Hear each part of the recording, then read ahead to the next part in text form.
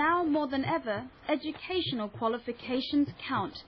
Anywhere you go, you'll be hard-pressed to find an industry that doesn't require a university degree or college qualification. In recent years, education has become a license to print money. And in many countries, it's a serious numbers game. There are over 63,000 Indian students in Australia. They enroll in countless university and vocational courses, from accounting and information technology master's degrees to hospitality and community care diplomas. To come here, students sell assets and take out huge bank loans.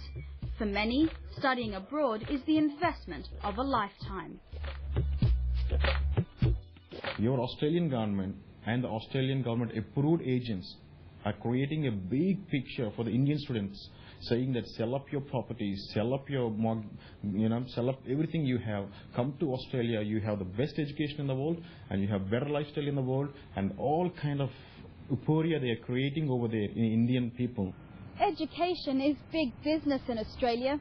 Every year, overseas students contribute $5 billion to the national economy. Here, education is bigger than wheat, and it's a sector the country cannot afford to lose. But Australia faces two big challenges: bringing more students in and keeping those that are already here satisfied. My bank loan is around 45,000 Australian dollars. 45,000 Australian dollars. 45,000 Australian dollars. Now, you've been here a few months. Yeah. Has it so far been worth the 45,000 Australian dollars? Not at all. Not at all. I am not satisfied at all. 23-year-old Ravi, a web developer from India, prefers not to be identified. He came to Melbourne to study an advanced course in his field. He thought it'd be a quicker way of getting to his dream job, a chance to work at Australia's Fox Studios. To get here, Ravi went through a college recruitment agent in Hyderabad in India. He says the agent literally promised him the world. It's not even an university. It's a college, and classrooms are small. Today, I'm in a college. I have better internet at home, back at home in Hyderabad. So far, authorities have been slow to claim responsibility for monitoring and regulating recruitment agents. India says they're accredited by Australia, but Australia says they're operating in India. There are issues, I think, with exploitation of students where they are promised, if you like, access to a visa as part of signing up for some package of education courses. I want to try and stamp that out. Both sides acknowledge there are flaws in the system, but India's Melbourne-based Consul General says the social problems we're seeing might have more to do with the type of Indian student that is now coming to Australia. A lot of the students who are coming in are students who are not sophisticated in urban dealing. They're coming in from rural villages. Agents representing Australian institutions are going deep into India's hinterland to get students. In India, Ravi is a certified professional, but over the past month he's been working as a part-time cleaner.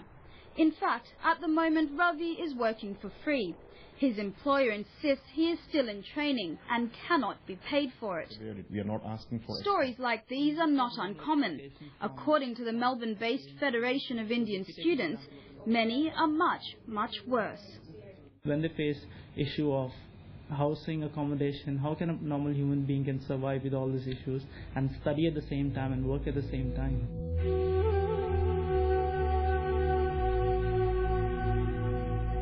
Across Australia, thousands of Indian students are working in high-risk jobs.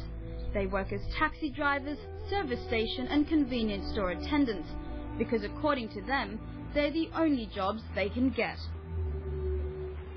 Psychologist Michael O'Neill works with Indian students who have been affected by crime and abuse in the workplace.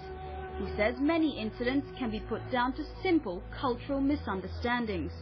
Indian students come here with high expectations and have difficulty understanding the nature of the Australian culture. And I wonder if that's part of the problem between Indian taxi drivers and Australian people who get into the taxi. There's a sort of a cultural shock that they don't understand each other.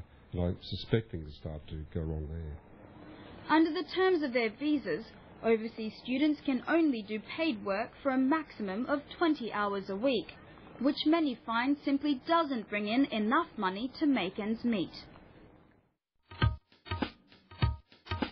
The Melbourne-based Federation of Indian Students says it gets countless calls for advice on everything from how to deal with employers and real estate agents to balancing work and study. But with virtually no resources, the group says it cannot provide the kind of support students are looking for. These students are also unable to turn to their own universities and colleges. Funding cuts across the education sector have led to the downsizing or closure of many on-campus social and cultural networks, and that's got student groups across the country worried. I think as a parent you would expect that your child was looked after, you'd expect a decent level of pastoral care, you'd expect that they were not going to be exploited, that they were not going to live in poverty. For many Indian students, their experiences in Australia are characterised by poverty, exploitation and misery. But even after completing their courses, they apply for permanent residency in a bid to stay in the country. Arunesh Chaubey came to Australia as a student nearly 10 years ago. He's the author of The Migrant, a biography of an Indian student's experiences in Melbourne. Arunesh says the push for permanent residency has a lot to do with the prestige of the Australian passport. The Australian passport is very valuable. Like, you can take the Australian passport, go to anywhere in the world, and with the same Indian passport you can't do it because you're not welcome in a lot of places. Australia's Immigration Minister Christopher Evans admits there's a definite link between education and migration, but he says it's a policy that needs to be kept in place if Australia is serious about sorting out its skills crisis. The issues on the radar, you're always going to have a link between people's skills and their education and our migration program. We're after skilled migrants. So whether people get their skills here, in India or anywhere else is not the question. But for some students, staying in Australia is the only way to hide from the expectations of success back home. They can't tell truth at home. They can't go back to home with empty hands. They're staying here with a hope. If I don't get a job now, maybe I will get a job after 1 month, 2 months, 3 months. Arunesh says these experiences should be a warning to thousands of other Indians planning on coming to Australia without a well-thought-out game plan. This is not rosy, this is not greener pastures. You have to do the hard yards, you do the hard work to get somewhere in life here as well.